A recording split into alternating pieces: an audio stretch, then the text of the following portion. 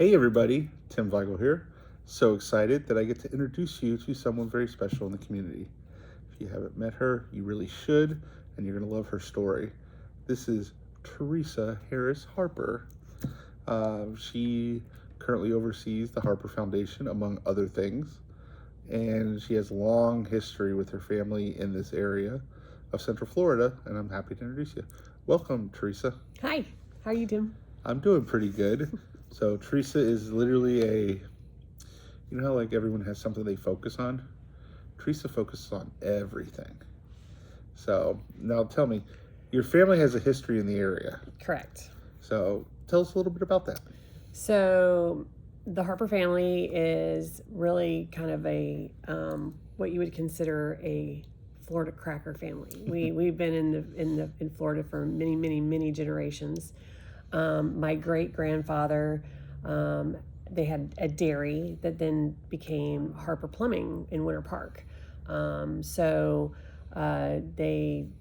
Plumbing was one of the largest, if not the largest, plumbing company in Central Florida.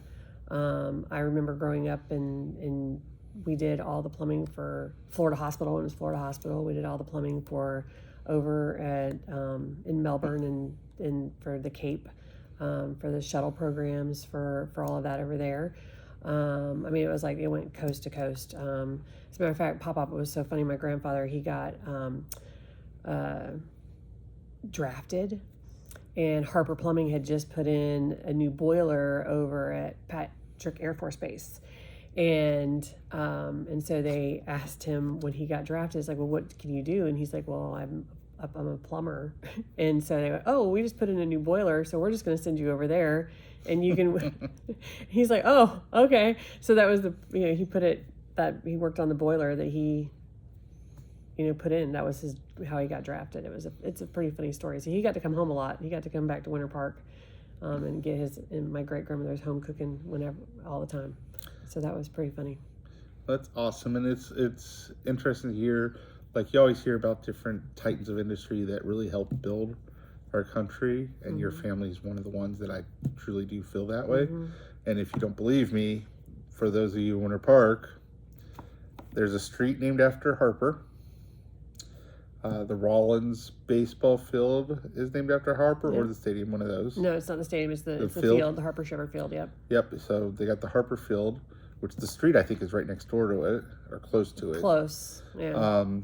And then if you go to the cemetery in Winter Park, right there near Park Ave, there is the Harper plots, where your Pop-Pop is currently laid to rest. Yep. So definitely building up. So the Harper Plumbing, I know they eventually sold it. What did they do when they sold it? Well, they retired and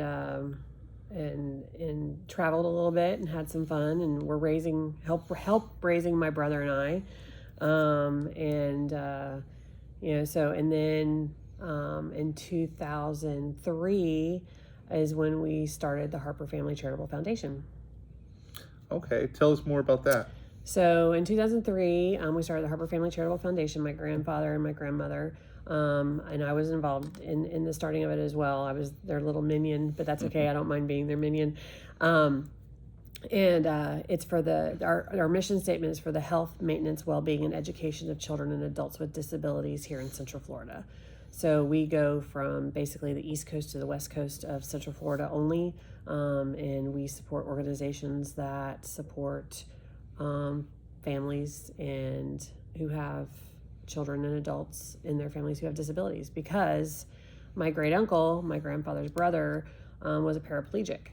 And we as a family know what a hardship it can be to take care of a family member who has a disability, and we want to be the support to these organizations that help support those families that have people with disabilities. Awesome. So what are some of the charities that you guys have helped out?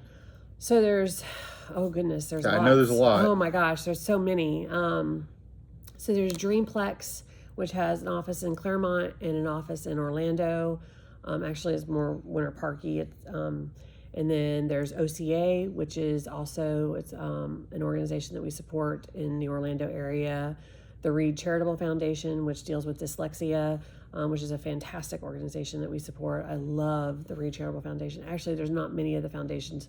I shouldn't say that. There's not any of the ones that we support. I just love them all.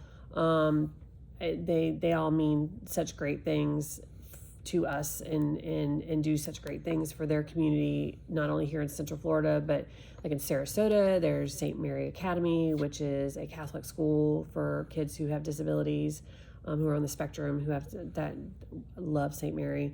Let's see, who else can I say? Lighthouse for the Blind. There's many of those around the area that we support. Let's see what else. I'm trying to think of other ones. I mean, like I said, there's a ton. I can look around the room, and behind us there's the Shriners. We help with the shrine here in the Orlando area.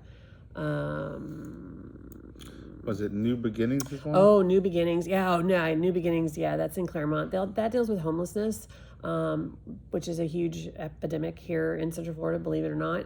And that's a fantastic one. Lake Harris Food Pantry. That's another one that we support a lot.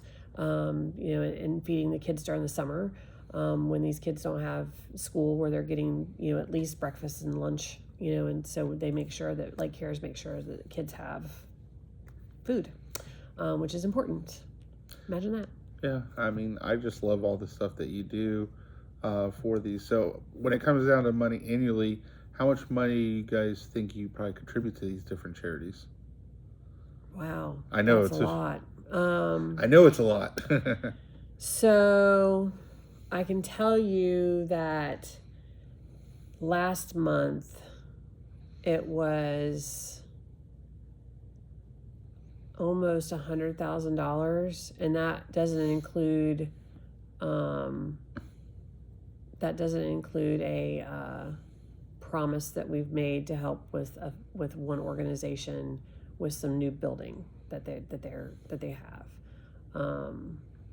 That one's kind of a secret-y one. I don't want to tell too much about that one because it deals with domestic violence, and so I want to keep them kind of tucked in my heart and safe. That makes sense. Yeah. Now with it, I know many people might not even realize this, but the way that the Harper Foundation works is all these organizations that need assistance, they reach out, they schedule a meeting, your board basically interviews them. Correct. We have a meeting every month. And so organizations send us grant letters. It's such a hard process to get a grant from us if you meet our criteria. You send us a letter with a copy of your 501c3 from the IRS, and we invite you to a board meeting. And you come and sit before the board and do a small presentation so that we get to know you and you get to know us. And then we, as a board, decide if we are going to fund that support that you're looking for. I should have mentioned meaningful milestones. That's another great one that we do. That's a school here in Lake County. It's in Lake County. It's not in Orange County. It's in Lake County for kids who are on the spectrum. I love those kids. I love spending time with it. Anyway, so they're fun. But yeah, so our process is easy, and we meet every month. Well, we don't meet in December because it's Christmas, and we meet every month, and so it's some months are smaller, some months are bigger, but it's the need out there is great, and I'm happy to be able to help where we can and when we can. Well, I'm sure the community appreciates the Harper Foundation's assistance. So, but all you do is this, or do you have anything else you do? I do a lot. I know you do. So I opened up a quilt shop. So I own Piece by Piece Quilt Shop, and I have a quilt shop that I own. That was a lifelong dream of mine, to open a quilt shop and have it.